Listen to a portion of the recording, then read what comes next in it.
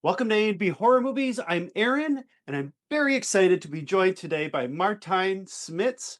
Martijn, welcome. Thank you very much. Pleasure to be here.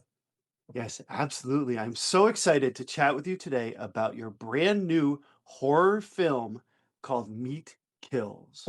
Mensen moeten gewoon zien wat daar gebeurt. Hey, heb je nou te filmen? Helemaal eens. Die varkens horen daar niet. Vanavond gaan we ze die vrijheid geven. Dat is hier stampvol. Waar de fuck zijn ze dan? Waar is de rest? We zijn te laat. Ze hebben bloed aan hun handen, ze verdienen dit. Dat is genoeg. Nee.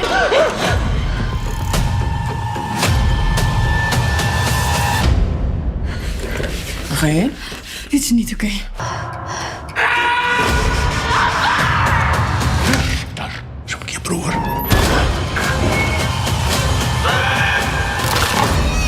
Congratulations.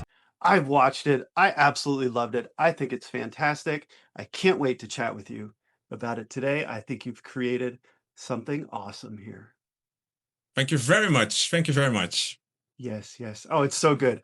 Okay, so my first question for you is, how did you get involved with the Meat Kills project? What was it about it that appealed to you, and how did you step in as the director of this fantastic new horror movie? Okay. Well, let's start by saying here in the Netherlands, Mhm. making horror films is not that common. So maybe once in 3-4 years, there's a horror movie released here in the Netherlands in cinemas, a Dutch horror movie then.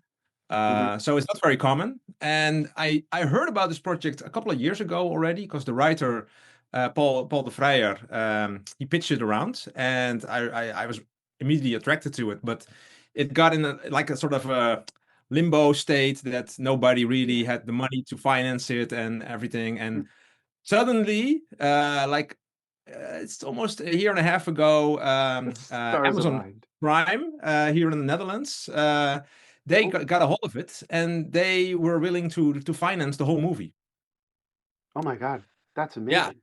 So that was pretty awesome. And it was like a package deal with another movie, and that was like romantic comedy because those are very popular here in the Netherlands. But it's not movies I want to make. So when the producer approached me, would you like to direct a horror film? Very low budget, of course, because that was the catch. We didn't have a lot of money. But I didn't hesitate for a moment, and I said, yes, I want to do this because horror is my first love. I started in horror after my study making shorts, and my first feature film was a horror comedy. It was a zombie spoof. That got a little bit of it's sold to a couple of countries, but wasn't a big hit and everything. So after that, I made completely different movies here in the Netherlands. I started out with an action comedy with some gory elements, but it was it was PG-13, so it was very So limited, but yeah. yeah. And after that, and that's maybe a little bit strange when you look at my resume, I made a lot of kids movies. So for cinema, and they were pretty successful. And when you successful in a genre here in the Netherlands, and probably the same in the US, you only get asked to do the same over and over. So for me, it was a nice way to keep directing because that's what I love.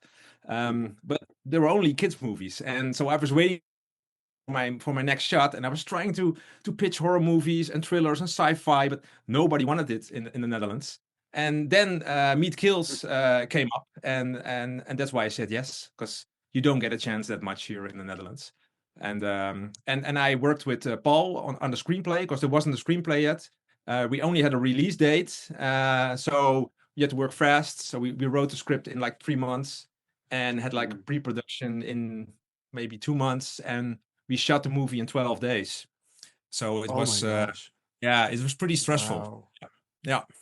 Stressful, but worth it. Oh my gosh, the stars align. Everything came together so well. Yeah. I can't give you enough praise for your film. I'm such a fan. And it's Thank you. basically about violence that erupts on a pig farm when a Yeah. group of activists break in. And you spoke a little bit about, the writing process and working with Paul.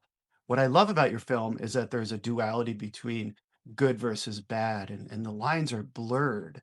Like, who Right. is good, who is bad in this story? And you really explore that and make the audience think about who should I be rooting for here? Because it kind of flips, and by the end, you're just like, wow, that was quite an experience. So my question for you is, with that duality of the good versus evil, was that always your intention from working on the script with Paul and then ultimately filming your movie? Yes, it was from the start the intention because, of course, we have like very extreme sides. You got the left wing activists and the pig farmers. You can call them right wing, Mhm. but their lives and their how they approach life couldn't be more different.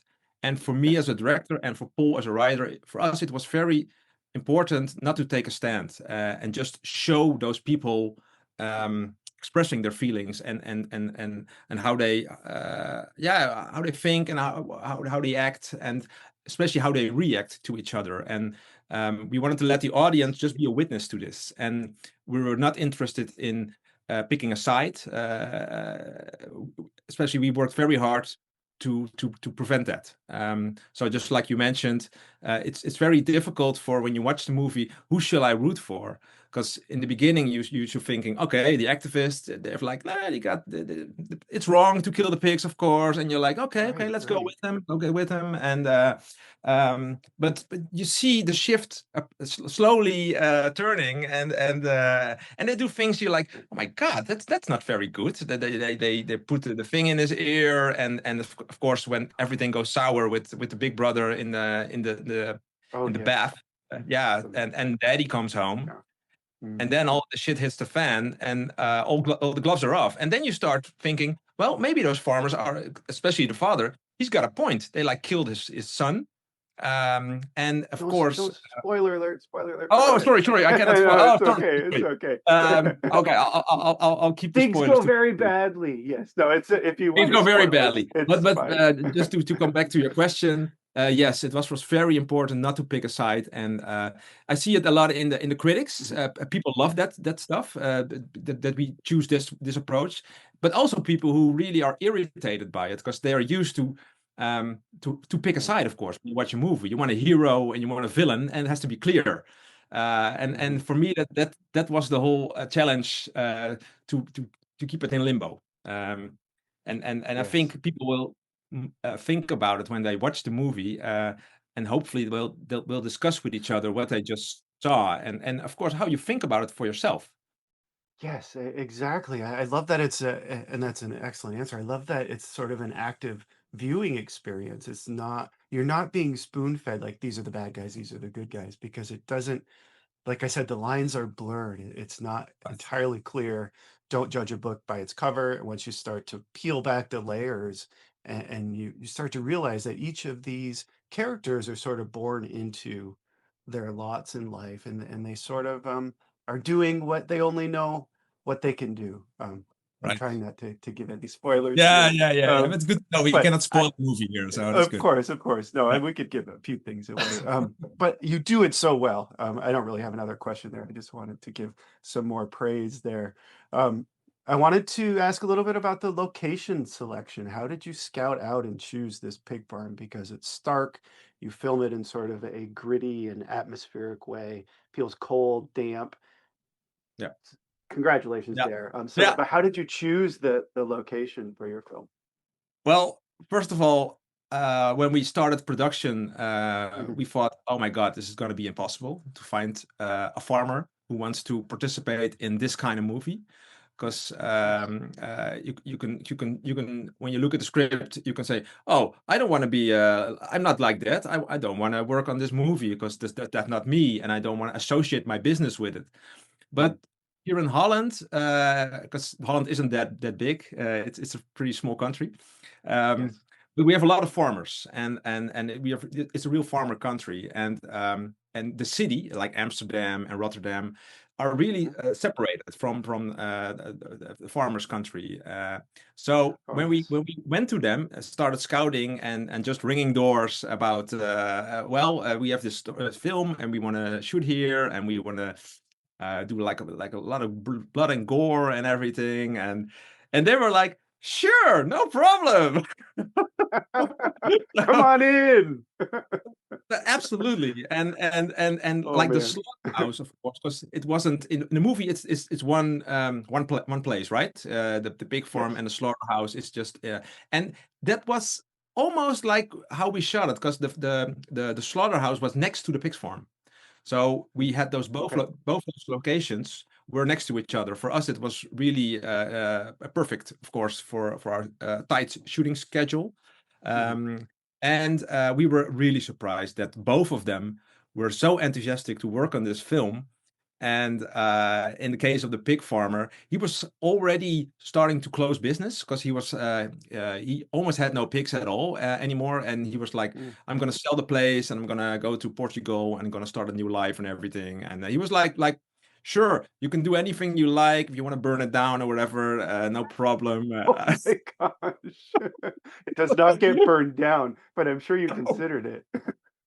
I did, of course, yes. Imagine that ending. Yeah, yeah. Well, with a little bit more money, we could have done it maybe. Yeah, yeah. But the big surprise was, of course, that they were willing to help, and the pig farm was already like, because he was closing up, it wasn't that Mhm. clean anymore, so it was like dirty, and there were like there's filth everywhere, and the smell. Because if you could smell a movie, Oh it yeah. was intolerable, really. It was, and the same goes for the slaughterhouse, because I never been to one, and I don't know if you've ever been inside a slaughterhouse, but it's even if they're not slaughtering, it's like the smell of the dried up blood, because that's Yeah. everywhere, and it gets Permeates in your nose and everything. And the same with the pigs, of course, the ammonia, all the smell of the pig feces and everything. It was gross, but it really helped us set the mood, of course, in this movie. And while we didn't have like much budget to do like extensive art direction and everything, production design, Mhm. everything you see in this movie is what it was. So we didn't even, yeah, sometimes of course a little bit, because some of the weapons, of course, we made for the movie, but all of the stuff you see, all the hallways, all the stables, and the cutting room for the meat and everything is real. Oh my. And it Yeah, feels so real. Even the house feels very lived in, yeah, everything about it. yeah, Just so yeah, authentic, creates such yeah. an amazing setting, and you really feel like this is a place I don't really want to be in. Yes. But you also can't look away. So that brings me to my next question, and that is about the gory sort of blood splatter elements. So for the horror fans out there, they will definitely love this. But I wouldn't say it's front and center. It's definitely there, but not the focus of your film. But it's brutal. There is blood splatter. There's gore. What was it like bringing those brutal scenes to life in your film? Because they seem so real and they're hard to Yeah. watch too. Yeah, yeah. Well, thank you. I consider that a compliment, of course, because Of course. that was always the intention. And for me, as a big horror fanatic all my life, one thing when we started production, for me, one thing was certain: I had to do everything practical. There was no question of doing any CGI stuff with blood and everything. Everything had to be real. So I approached one of the few special makeup artists here in Holland, and they of course were willing to do this movie, because also for them it's the same story. Nobody gets to make a horror movie like this in the Netherlands, so they were like, yay, let's go. Yes, absolutely. Sign me up. Sign me up. And of course it was too much for the budget we had, but this guy Stefan Vos, he's a real artist, and his preps for this movie, I didn't think he slept for like 2 months or everything. He just worked constantly to prepare all the makeup and the gore effects, and making sure that the blood looks right, because I think that's So one of good. the most important things in horror. Blood must look right, because if it doesn't look right, it's you can make a lot of that, but if you don't believe it, it's useless. And we, and of course, we were we got our inspirations, and of course you've noticed it. We were really fond of the French extremity movement in the early zeros. Movies like High Tension and Frontiers and Martyrs, all those kind of Yes. movies. Yeah, Inside. Inside. So good. I really love those movies, and especially because they're so real, and that's what we're trying to do. And And Steven, he did an awesome job. And because of the limitations in the budget, we only had one take most of the time to do the stuff. So and it worked, and it was I was like happy as a schoolboy on set when I would monitor and see the things happening and God splitting everywhere. It's like, oh my God, this is happening, Juan. This is looking great also. And then of course adding all the sound effects and added to it that also works a lot. Yeah, what I said, it had to be real, it had to be practical, and it had to feel very uncomfortable. And when I hear you talking, I think we succeeded in that. Absolutely. I mean, there are some moments in there where, from a viewer's perspective, I'm like, oh my God, just stop. But it just keeps going in some instances. And just going back to the duality, the good versus evil, I also wanted to mention that there's a lot of bad circumstances that just happen, Right. not really to anyone's fault, but sort of pushes these characters to the limits. Um, and perhaps they do things that they normally wouldn't do, I think, on both Right. sides. And I love that aspect of it too. I also wanted to talk a little bit about the casting process. um, I may not try to say everyone's name because I think I would butcher them, but Caro Darkx, who plays the lead, Yes. Yeah. she is fantastic. Can Ah. you speak to what it was like working with her and everyone involved? My gosh, Yeah. who is the lead, the owner of the pig farm? What is his name? Is it Bart Oomen. Bart Oomen? Yes. Oh my God, he is fantastic. Everyone is fantastic. Yeah, they're all great. They're Everyone's real name great. is right there. But Yeah, what was it? yeah. What was the casting process like and working with? Well, that was also very interesting because, again, the film industry here in the Netherlands is pretty small. We have a couple of names everybody knows, faces, of course, and you see them always popping up in the movies. And for me, the first thing I decided when we started casting, let's pick unknowns. Let's pick a young cast, give them their first shot in a movie. Most of them came fresh off the academy, had a couple of shorts, with exception of course of Bart, because Bart was older already and he had like a big career already here in the Netherlands. But he isn't a big star, so it's like his face. People know his face, but they're not like, oh, that's Bart. It's like it's not that famous. But Oh yeah, okay. yeah, I that's okay. recognize him. Yeah. And Caro.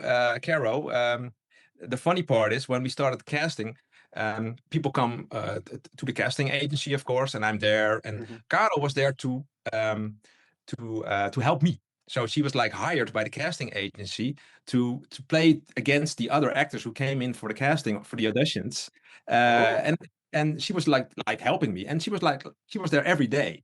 And sometimes she played Myrte, sometimes she played Nasha. But every time I was looking at her, she's pretty good. She's pretty good at doing this. And one of the last days, I asked her, "Would you like to do an audition for Myrte?"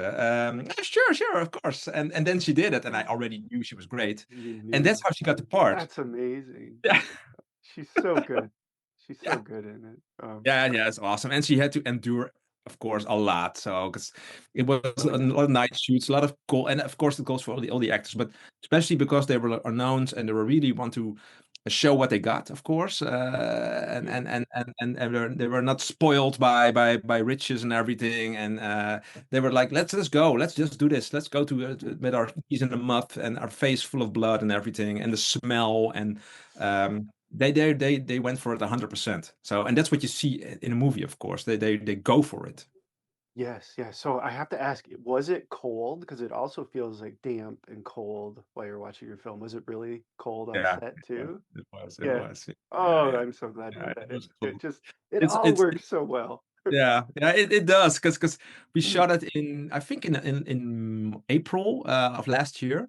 And in Holland, of course, we have a cold climate. It's not, we have in the summers, we have a lot of hot days, of course, but everything in between of around the summer is cold here, cold and wet. It's not really nice, and especially the nights.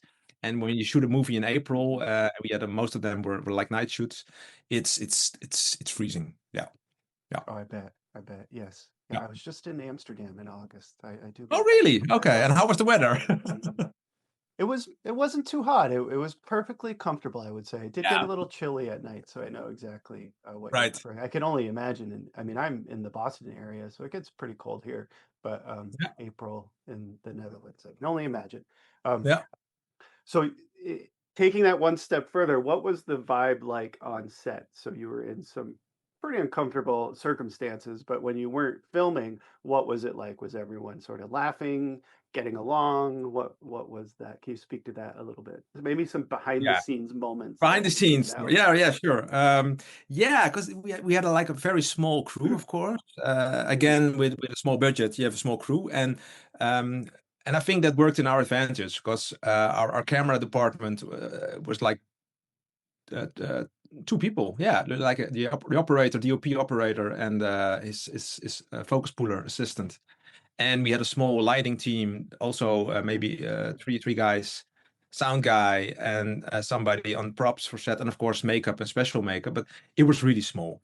All the movies I directed before Meat Kills, of course, they weren't like big budgets also, but we had like a normal crew, and it's the machine going. Like everybody knows what to do, and in this case, everybody was helping each other, and we knew, okay, we have like 12 days to do this. And there's no going back to this because even the farmer, because I told you he was closing business.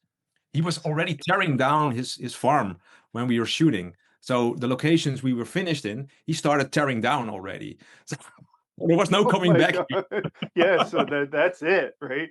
That's it. There's no redo. No Yes, yes. reshoots. Yeah, yeah. Yeah. And so there was a little bit of tension there because we knew because it had to work, and of course Yeah. we were prepared pretty well, and especially for me, I do a lot of storyboards. I storyboarded all the gore scenes, especially all the action scenes, but all the character moments.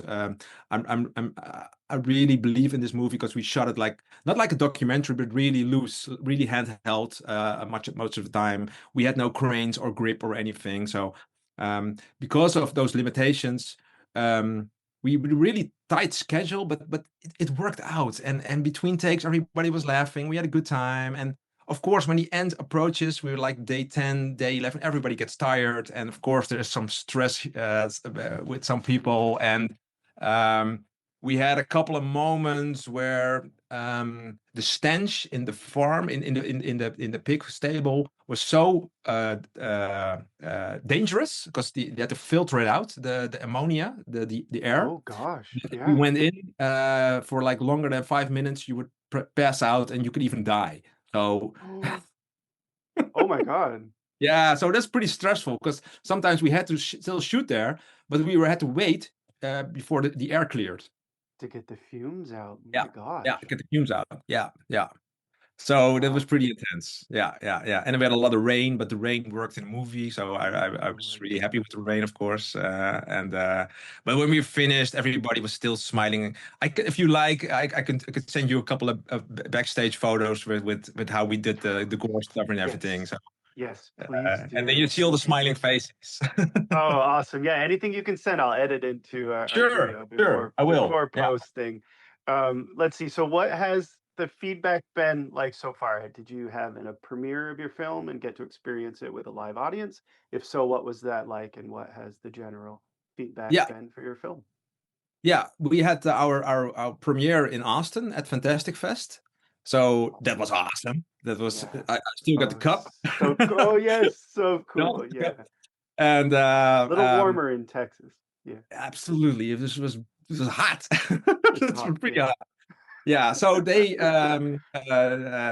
really asked us to premiere there. So we sent in the movie, and there were the festival director Lisa. She was so enthusiastic about the movie, and she really wanted to premiere at Fantastic Fest. So we said, of course, sure, yeah.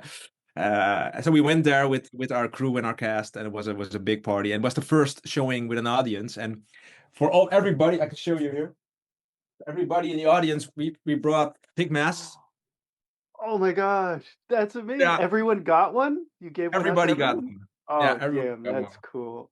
Yeah, Yeah. yeah, and that's showing every kill, of course. Have you ever been to a Fantastic Fest in Austin? I have not, but I hope to one day. It's they're like applauding with every kill, of course, because this is the hardcore audience. Everybody is there with their Evil Dead 2 shirts and everything. So it's like Right. coming home. Maybe next so year. yeah, that was awesome. And afterwards we had a Q&A and all the questions you're asking, we got same kind of like, because people were really into the movie and really understanding what we're trying to say here. And it wasn't just gore and blood and violence. It was also us being real in how we're going to approach the story. So that really came out really well. So after that viewing, we were like, okay, I think we succeeded in this one. And after that, like 2 weeks later, we were in Spain in Sitges, where we also had the European premiere. And there was also same story. People were applauding and yelling during the movie, and it's awesome. And it's That's fantastic. it's been shown in like 5 Scream Fest. We had also in LA and also in Boston. I think we were shown at No way. Midnight Fest. You heard of it? It's a new fest. No, I have. Oh my God, I would have gone. Yeah, it played at Midnight Fest, and it won like 3 awards. Hell yeah, I believe it.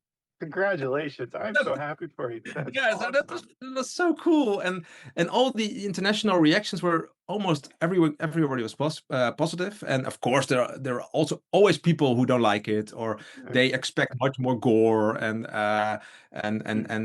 that's okay. Not everybody has to like the movie, and the big difference is here in the Netherlands, because here it was also released in cinemas for like it got a short window before it went to Prime Video. It's the same in the US, right? Prime Video, Amazon Prime. It's you got Amazon Prime, same thing. Yes. Yeah. So, but this was just a release for Amazon Benelux, just the Netherlands, Belgium, and Luxembourg. So they were the only countries who can show the movie. Okay. And that response was like, okay, the Dutch aren't that fond of horror, and we don't have a real audience. It's like a real small target audience here in the Netherlands with a couple of hardcore fans who really loved it. But the horror movies, US horror movies, look at you, USA with The Conjuring and all those movies, the big box office hits. We don't have it here. It's no. We don't have that horror culture. So I was really happy with all the international responses, especially. Yeah. Yeah, absolutely. And going back to, I'm so happy for you. Congratulations across the board. Thank you very much. I mean, I'm a fan, at least in the last half hour that we've been talking. Let's see. So, okay, going back to the violence, what I was going to say is that it's not gratuitous. There's a lot of depth to your film, so it's definitely there. But I don't know. Just watch your film. If you're watching this and you haven't seen Meat Kills, I've been pushing your film as much as I can. Oh, thanks very much. Really, I rented it and watched it on Amazon, so it is streaming here. For those who haven't seen it, you can check it out. I like to ask directors who I have on if you could describe your film using other films. What movies come to mind? Like Alien meets Predator, but obviously not those two. No, not those two. For this movie, let's see. Well, I would pick probably Green Room meets High Tension, probably. Is that a good combination? Absolutely, and there's some Texas Chainsaw Massacre. And of course, the Texas. There's also some Texas. Yeah, I could do and Eden Lake. Have you seen Eden Lake? Oh yeah. Oh my God. This was also Getaway from Hell, right? Such a grim movie, and especially the ending, and because we don't want to spoil anything, but the ending of Eden Lake was, for me, it was such a like a hammer, right? It's such an intense ending. It's such a downer. Shocking. It is shocking. Yeah. And we tried for Meat Kills to also create an ending, not to just shock, but also to what we were talking about, make the audience think. And think about whatever you try to do in life, or if you think you're going to do the right thing, think about the consequences also, and especially what it does to your family and all those kind of stuff. So I really get a lot of feedback on the ending of the movie, and of course I'm not going to spoil it, but it's something people really I love talk about. Okay. Kind of a fun. Well, actually, before I get to my fun question, will we get a physical copy? I'm all about physical media. Will there be a physical release? I'm sure there will be one day because it's in the US on Screenbox. That's Oh, an is it? yeah, Awesome. it's in Screenbox, and of course you can also rent it on Amazon, I think, in the US, and Apple. I'm not sure, but we do have the streaming parties now. They're releasing the movie, but I get a lot of this. Actually, I get this question a lot. Will there be a physical release? And Yeah.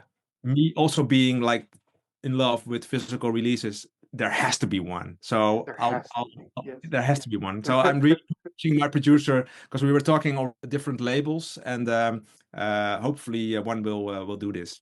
Yeah. Maybe a steelbook, a thick special edition. Yeah, that would be cool. All of it. And I would I'll love to do a get- commentary and or making interviews. I would love to do it because for me, I grew up with DVD, of course. First VHS, but then DVD and yeah. Blu-ray, Yep. of course. Same And, here. I went to film school, but those Blu-rays, those audio commentaries, all those making ofs, those were my real film school because that's when you really hear the director and all other crew members talk about how they make this movie, and I learned so much from those commentaries, and I miss them. It's a real shame those things are dying out, and right now I'm trying to collect as much as possible, just to keep my collection alive. Yes, I hear you. If the Q&A from Fright Fest was recorded, you could add that to the physical release if you've got. You mean Fantastic Fest, right? Fantastic Fest, yes, I'm sorry. Yeah. I'm not sure if it's recorded. No, I'm not sure if they because I didn't see anything online. So I don't think so. But it would be an honor to do something like that. And I know if I ask the actors or maybe even the writer or the special makeup artist, they would also love to do that stuff because they're all the same as me. They love the genre, and when you love horror, you also love physical media, I think. Absolutely. Maybe when the physical release comes out, I can have you back on with some of the cast. We could do like a panel interview and just sort of. That would be keep talking awesome. Yeah. About your film and our love for horror films. That would be so much fun. Yeah. Let's see. So what's next for you? Will you be doing more horror movies? Would you ever return to this film and make it a franchise or Well, we're talking about it. Yeah, we're talking about it. My next movie is and already shot it and it's almost finished already because like I told you, I also make kids movies, and my next movie is a kids movie. So that's really schizophrenic. Like I make this brutal horror film, and next year here only in the Netherlands, my next movie will be a kids movie, and it's like a superhero movie for kids, and it's also genre. So it's really fun to make. But we're talking about doing a sequel because and not like a direct sequel, but maybe in this universe, maybe we can think about something else because we really like the subject matter, and you can explore it in many other ways where we came up. Yes. Yeah, so they're talking about, and I got a couple of other ideas up my sleeve. And the good part is, and I cannot tell you that much about it, but after, of course, Fantastic Fest and Scream Fest, I got approached by a couple of producers in the US about maybe doing a horror movie in the US, and also we're talking about a US remake of the movie. Awesome. So that's something so cool.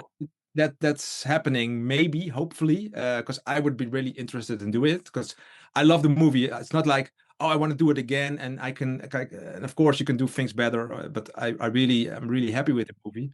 But for me, it would be even more satisfying if I could reach a broader audience because it's still in Dutch with subtitles, and that's not for everybody, of course.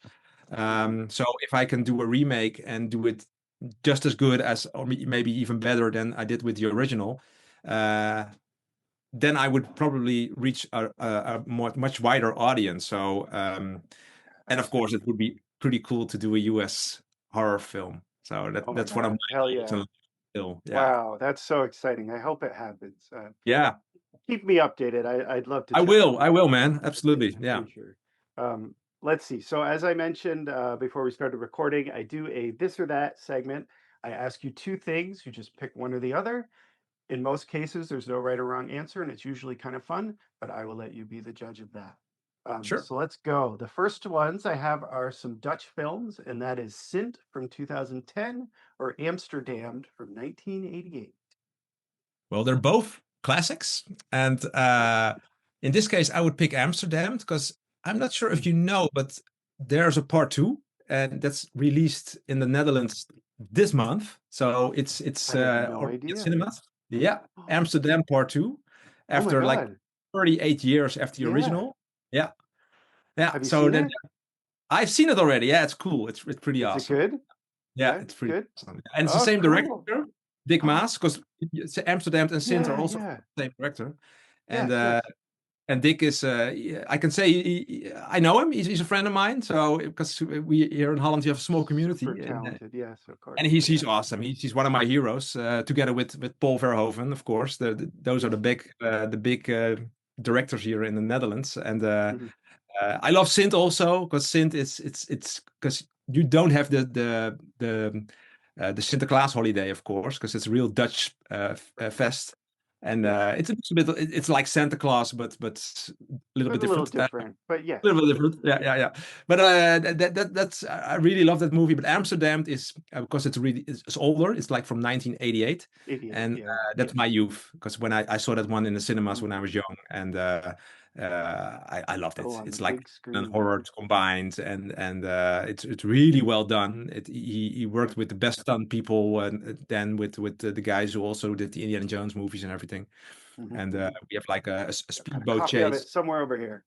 Oh, cool. You got the Blue Underground copy, right? Yes, I believe. Yeah, definitely Blue Underground. Yeah, Yeah. because he did a director's commentary for that one. I know. Oh, I'll have to Yeah, check that out. I don't know if I saw yeah. that. It's That's pretty special awesome. features.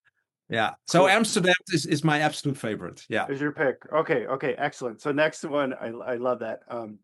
Next one, kind of fun. Would you prefer a beach or a city vacation? Probably a city vacation. Yeah, because What do then I can look around and find maybe some shops where I can buy some Blu-rays. I'm right there with you. Every time especially if I'm in Europe, I always look for like, where can I buy some? Because I have a region-free player, so I don't care about the Yeah, me too. region-locked Yeah. films. I'm like, oh my God, what can I get? All right, excellent. Okay, so I've got some 70s classics here for obvious reasons. The Texas Chainsaw Massacre from 1974, or The Hills Have Eyes from 1977. Then I would go for Texas Chainsaw. Yeah, because I think first of all it's the better movie. I love The Hills of Ice, but Texas Chainsaw is it was like a breakthrough movie, of course. Nothing like that ever was made Yeah. before, and of course it was a big inspiration for my movie. But if you still look at it, it still works. It's still awesome. It's Mhm. still scary. It's still dirty and intense and visceral and everything. So that movie still holds up, and I think it will always will. Agreed. Yeah. I love it Uh, too. And the new 4K treatment it's like watching it again for the first Yes. time. Yes. So good. Yeah. I wasn't sure. I was kind of on the fence, but I love the 4K. Yeah. Okay. Oh, Okay. yeah, okay. Let's see. Food here, pizza or pasta? Pizza. I like both. It's a tough one. Yeah, I like both too. Yeah. Okay. All right, I've got some sort of zombie demonic films here. Dead Alive from 1992 or Evil Dead 2 from 1987. And Dead Alive has an alternate title, I think Brain Dead. Right, the Peter Jackson movie, right? Peter Jackson, yes. Yeah. Well, then Evil Dead 2, I didn't even plan. I saw it already. Yeah. And I really have to go for Evil Dead 2 because let me show you. Oh gosh, what do you have? I gotta ask you. Oh hell yeah, that's so cool. Oh my God, look at the detail on that. Yeah, he's pretty awesome. Yeah. Now, Evil Dead 2 is one of my all-time favorites. It is. It's when I saw that movie when I was younger, it's like, my God, what is this? It's like an intense horror ride with comedy mixed into it. It's like, what the hell am I watching? But when I grew up and I started making movies and going to film school, I really started appreciating how it was made, of course, because it was made by a brilliant director, Sam Raimi, and what he did with camera work and editing and sound design, it's still phenomenal. Phenomenal. What he did, it's a masterpiece, and he's one of my heroes. He is, and I think Evil Dead 2 is I think it's his best movie still. It's so good. Now, I have a very serious question for you. Do you think Army of Darkness should have been called Medieval Dead? Should they have stayed with that title? They should have. Yeah, they should have. Yeah. It is pretty good. Yeah. It's an awesome title. Yeah. It's so right. Oh my gosh, just makes you smile. Okay, let's see. Do you a movie theater experience or stream a movie at home? Movie theater all the way. Yeah, and even if the movie's bad, the popcorn's good. So there's a win. Right. There's a win. Always. There. Always. All right. Do you like 70s grindhouse or modern extreme horror? Tough one. I'd probably go with modern extreme horror. Yeah. Yeah. I think Yeah. so too. I like both. Yeah, I it's do a too, tough yeah. question because I know that the extreme modern horror is inspired by the grindhouse, of course. So it's like Yes. they're not tangled with How each do you other, but disconnect, right? yeah, it's and but especially for me, because I was inspired by the French Extremity, and those are the modern horror movies. So for me, that's the go-to movies right now. Yeah. Yeah, agree. Okay, let's see. A few more here. I've got Dawn of the Dead from 1978 or Day of the Dead from 1985. Day of the Dead. Yeah. They're both great, Yeah. but yeah. I think they're both awesome, but Day of the Dead is for me, it's more gruesome. It's nasty. It's nihilistic. The gore is way better than in Dawn of the Dead. It's the zombies look. I think zombies never look better than in Day of the Dead. I still think. And plus you have that crazy final end scene that we all know, and it's iconic. Yeah. Okay, I've got some directors here. Toby Hooper, of course, or David Cronenberg. I would go because I would go for It's David okay to like Cronenberg. both, but Yeah, I like them both, of course, but David Cronenberg made better movies, more better movies, because I think Toby Hooper did, of course, made a couple of masterpieces, but I'm still not sure about Poltergeist, how much it, and because it's such a Spielberg movie, but Poltergeist is awesome. But Texas Chainsaw is of course, it's still a mystery. But I think his best movie is of course Texas Chainsaw, and everything he made after Texas Chainsaw, except for Poltergeist, I think are lesser movies. So then that's why I would go for Cronenberg, because he peak. Yeah, that was his Cronenberg is peak. still making films now, and he's just brilliant. Yeah. He's brilliant, and if you look at Videodrome and The Fly, and you can name you can go on with great movies he made. So, and and he's still doing it, right? Yeah, absolutely. Yeah. Oh, I love The Fly. When anyone says what's the best love in horror, I always come up with that. The Fly and Return of the Living Dead Part 3. The Titanic of horror, right? Yes. Okay, two more. I'm almost done. Wolf Creek from 2005, the Australian horror, or The Hitcher from 1986 with Rutger Hauer. Then I would go for The Hitcher because Rutger is from the Netherlands. Yeah. Okay. Perfect choice. Yeah. And The Hitcher is a better movie. Right, yeah. He's so good in The Hitcher. He's so good. He's so scary. It's unbelievable. Yeah. Oh my God. Yeah. I love that film too. Okay. Last one. The Halloween franchise. So all the Halloween films, or the Friday the 13th franchise, all of the Jason films. And then even the remakes and reboots and everything. Yeah, everything. Even fine, right? Freddy versus Jason, I suppose. Even Freddy versus Jason. Yeah. Then I would probably go for. It's a tough one because Halloween has a couple of awesome movies, but also some really terrible movies. And Friday the 13th is the same, but Friday the 13th doesn't have like a masterpiece like Halloween has, because Halloween 1 is a masterpiece, I think. Of course. My favorite movie. But absolutely. And Friday the 13th. Yeah. But I do think Jason is cooler. Jason looks cooler than Michael Myers, I think. So if you that's but my all-time favorite is Freddy Krueger, so they would both be losing from Freddy for me, but I see. So if I had asked Nightmare on Elm Street, you would pick that one over the other two. Yeah, absolutely. Yeah, but I would pick Halloween in this case because it really has some. I love the first one. I love the second one. I like the fourth one a lot. I even got a weak spot for the third one. I'm not that fond of all the remakes, although I do like the first one in the last trilogy. Yes, 2018. That's my favorite. Yeah, too. that was a good one, but Halloween Kills and Halloween Ends were not that good. So that was a really. I haven't seen them since I saw them in the theater, so that says something, I guess.